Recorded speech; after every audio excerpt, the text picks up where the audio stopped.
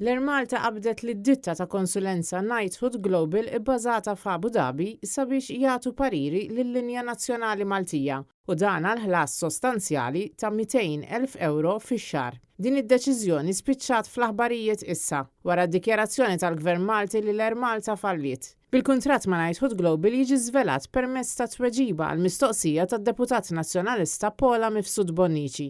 Knighthood Global tispeċjalizza f'servizzi ta' konsulenza kummerċjali fukati fuq l-avjazzjoni u l-Ministru tal-Finanzi Clyde Caruana spjega li d-ditta kienet ingaġġata b'kuntratt temporanju biex toffri pariri finanzjarji u strateġiċi ħalli tgħin fl-implementazzjoni tal-pjan tan-negozju tal-linja l-ġdida tal-ajru. Din il-konsulenza li bdiet f'Jannar tal-2022 hija mistennija li tikkonkludi fl-aħħar ta' din is-sena. Ir-responsabiltajiet ta' Knighthood Global jinkludu li tiżgura tranzizzjoni mill-Air Malta għal kumpanija l-ġdida li tassisti f'diskussjonijiet mal-Kummissjoni Ewropea u li tgħin fit-tfassil ta' pjan ta' negozju ta' 5 snin.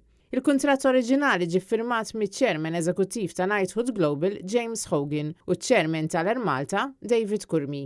Hogan li huwa l-ex CEO ta' Etihad Airways kien mexxa l-istrateġija ta' espansjoni ta' dik il-linja tal-ajru li riżultat f'telf finanzjarju sostanzjali tant li l-kumpanija kważi falliet. Bħalissa huwa qed imexxi ditta ta' konsulenza dwar l-investiment fl-Iżvizzera u ħafna min-nies li jaħdmu miegħu huma wkoll ex impjegati ta' Etihad.